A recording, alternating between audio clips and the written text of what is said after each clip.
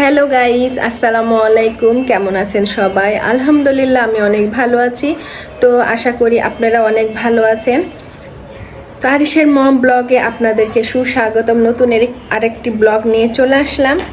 তো সকাল সকাল ঘুম থেকে উঠে অলমোস্ট নাস্তা করা হয়ে গেছে আরিশের, আমার, সবারই। তো সামনে রোজা আসছে, যার কারণে জিমা, আচ্ছা চলো, সামনে রোজা আসছে। রোজাতে মনে করেন অনেক কাজ, অনেক অগ্রিম কাজ করে রাখা লাগবে, যেমন বুট সিদ্ধ করে রাখা, ডাল বেটে রাখা, এভরিথিং। আরও বড় বড় কাপড় চুপড় আছে, সব কিছু ধোয়া পাখলা করে রাখা লাগবে, যেহেতু 1 মাস রোজা।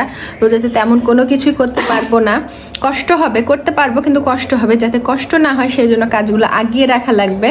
তো ঠিক আছে, সারাদিন কি কি করি কি না করি সব কিছু ভিডিওতে তুলে ধরবো, আপনারা দেখতে থাকুন।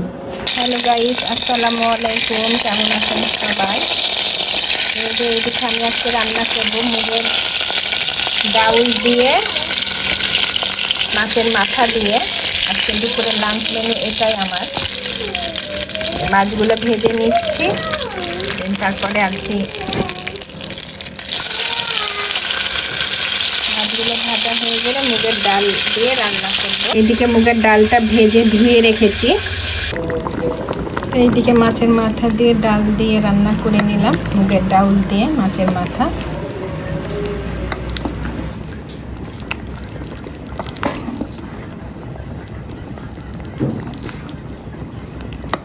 কে কে এই তরকারিটা খেতে ভালোবাসেন অবশ্যই জানাবেন, আমার খুব বেশি ভালো লাগে। আর এইদিকে আলু ভর্তা আর ভাত রান্না করছি, আর এইদিকে তো মুগের ডাল দিয়ে মাছের মাথা দিয়ে ঘন্ট।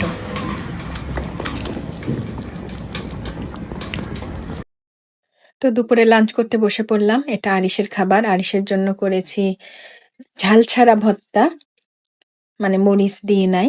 আরিশকেও খাওয়াবো, নিজেও খাবো, কারণ খুব ক্ষুধা পেয়েছে।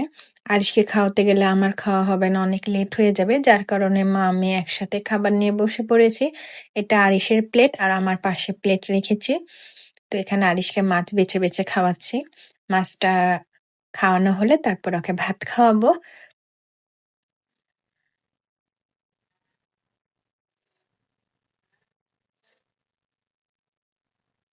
আসলে ছোট বাচ্চা নিয়ে খাবার খেতে বসলে খুব মানে জ্বালাই, যার কারণে আগে ওকে খাইয়ে নিচ্ছি।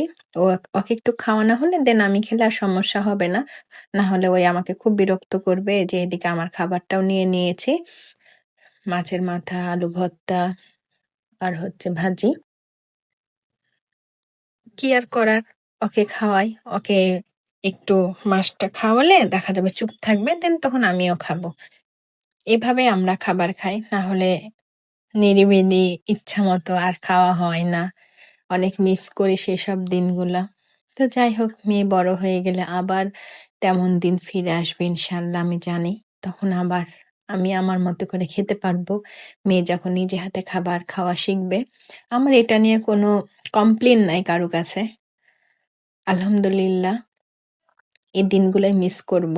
এখন কষ্ট হচ্ছে, কিন্তু পরবর্তী দিনে এগুলাই মনে পড়বে, আর এগুলাই স্মৃতি হিসাবে থেকে যাবে আমার কাছে, স্বর্ণের স্মৃতি হিসাবে থাকবে।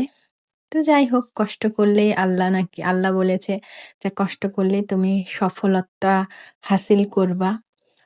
ধৈর্য ধরতে হবে, কষ্ট করতে হবে। তো কষ্ট করে ধৈর্য ধরে এভাবেই বাচ্চাটাকে মানুষ করছি। সবাই আমার জন্য দোয়া করবেন, আমি যেন খুব ভালোভাবে আমার মেয়েটাকে মানুষের মতো মানুষ করে তুলতে পারি। কারণ একা হাতে মানুষ করা এখন পর্যন্ত তেমন বড় কোনো ক্ষতি হয়নি আল্লাহর মেহেরবানিতে। তবে দোয়া করি কখনোই যেন না হয়। আল্লাহ যেন সবসময় আমার মেয়েকে হেফাজত করে, আমার মেয়েকে দেখে শুনে রাখে। এখানে এই যে দেখছেন ওর ঝাল রাখছে, তাই এমন করে শুষাচ্ছে। একটু একটু মানে আমাদের তরকারি ওকে দিই। শেষ করে একটা লম্বা ঘুম দিয়েছিলাম, ঘুম থেকে উঠে আরিশকে নিয়ে নিচে গেছিলাম। নিচ থেকে এসে আরিশের পাপা পায়া খাবে বলল, দেন পায়া রান্না করে নিলাম। পায়া মানে এটা গরুর নেহেরি আর কি, আমরা পায়া বলি। গরুর নেহেরি আর পরোটা করে দিলাম আরিশের পাপাকে রাত্রের ডিনারের জন্য। আর আরিশের জন্য ভাত আছে, আরিশকে ভাত খাওয়াবো। আর এইদিকে আলু ভাজিও করেছিলাম একটু, শুধু পায়া দিয়ে ভালো না লাগলে আলু ভাজি দিয়েও যেন খাওয়া যায়, এই জন্য পরোটা পায়া আর আলু ভাজি আবার রাত্রে করেছি, কারণ আনিসের পাপা বলছে যে সামনে রমজান মাস, রোজা চলে আসছে, আর পায়াগুলা খাওয়া হবে না। আসলে পায়া খাওয়া হবে না, কারণ রোজা খুলে তেমন একটা পায়া খাওয়ার রুচি থাকবে না।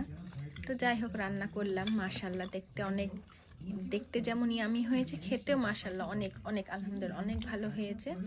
তো খাওয়া দাওয়া শেষ করি। আজকের ভিডিওটি এ পর্যন্তই। সবাই ভালো থাকবেন, সুস্থ থাকবেন, আমাদের জন্য দোয়া করবেন। আসসালামু আলাইকুম, আল্লাহ হাফিজ।